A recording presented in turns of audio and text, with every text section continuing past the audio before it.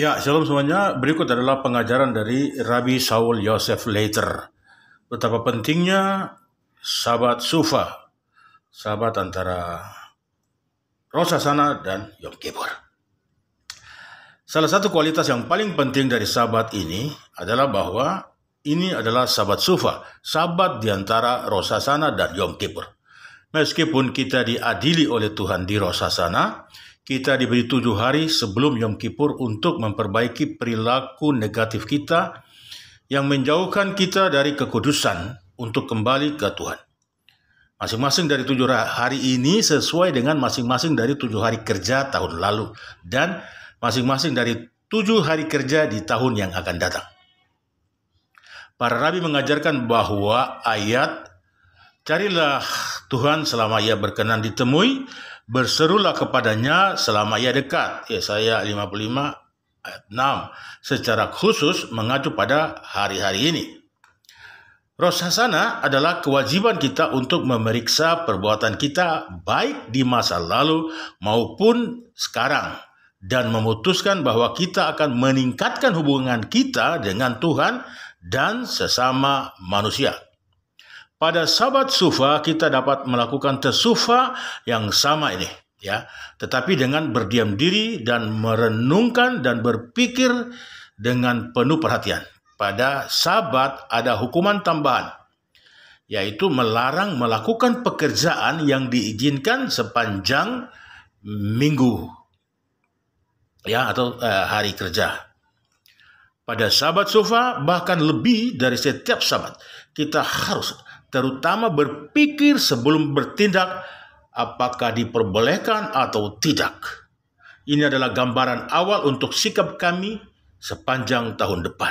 Jadi yang menentukan sikap atau kita sendiri yang akan membentuk gambaran awal kita untuk 1 tahun ke depan adalah pada saat kita betul-betul berdiam diri, merenungkan hal-hal yang baik dengan penuh perhatian pada saat Sabat Sufa. Bagian ini dibuka, dengarlah, dalam bahasa Ibrani ha'azinu, ya. Jadi dengarlah hai langit, dan aku akan berbicara, dan dengarlah atau sema, ya, dengarlah bumi kata-kata dari mulutku, ya, atau hazinu hai langit, dan aku akan berbicara, dan sema bumi kata-kata dari mulutku. Dalam ayat ini kita memiliki 2 kata untuk dengarlah. Yang pertama ha'azinu dan yang kedua adalah sema. Ha'azinu dari akar kata ozen yang berarti telinga, mengacu pada mendengar sesuatu yang dekat. Sema mengacu pada mendengar sesuatu dari jauh. Kami memahami bahwa Mose menerima Taurat di Gunung Sinai dan mewariskannya kepada generasinya dan semua generasinya akan datang, termasuk kita. Setelah ribuan tahun berlalu, bagaimana mungkin Mose mengharapkan kita di zaman kita menjadi ha'azinu, yaitu dekat dengan surga dan kekudusannya, dan menjadi sema, jauh dari dunia dan kepalsuannya. De Lubavitch Rebbe menjawab bahwa dengan mempelajari dan memenuhi Taurat dan perintah-perintahnya, seorang Yahudi diangkat ke tingkat Taurat yang lebih tinggi dari semua ciptaan, termasuk langit dan bumi. Seseorang yang terhubung dengan Taurat dapat mengubah kenyataan, baik dalam kehidupan pribadinya maupun di dunia pada umumnya, seperti yang disebutkan lebih lanjut oleh Taurat, yaitu membawa berkat hujan dan lain-lain. Ketika seseorang terlibat dalam Taurat, dia laki-laki atau perempuan dekat dengan surga dan dapat dengan mudah memenuhi keinginan Tuhan saat berada jauh dari bumi. Setiap orang yang telah berusaha untuk meningkatkan dirinya selama hari-hari ini pasti terhubung dengan Taurat, dan karena itu dekat dengan surga. Kedekatan ini selanjutnya akan mendorongnya ke tingkat yang lebih tinggi dalam melakukan tesufa.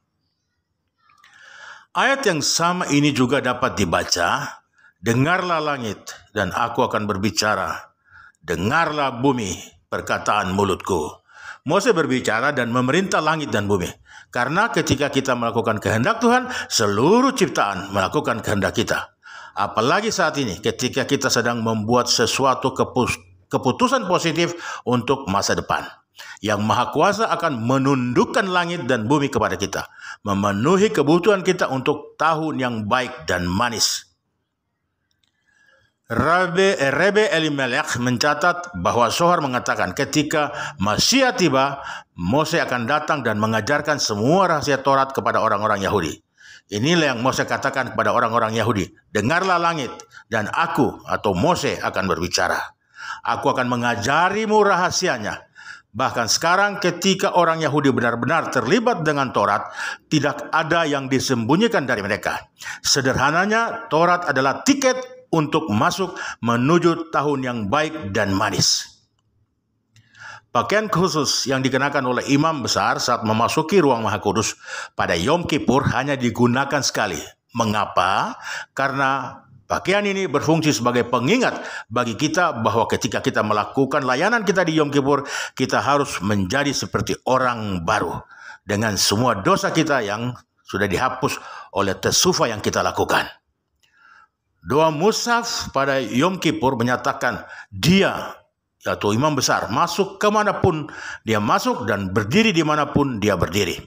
Mengapa tidak dikatakan dengan jelas bahwa dia masuk ke tempat Maha Kudus?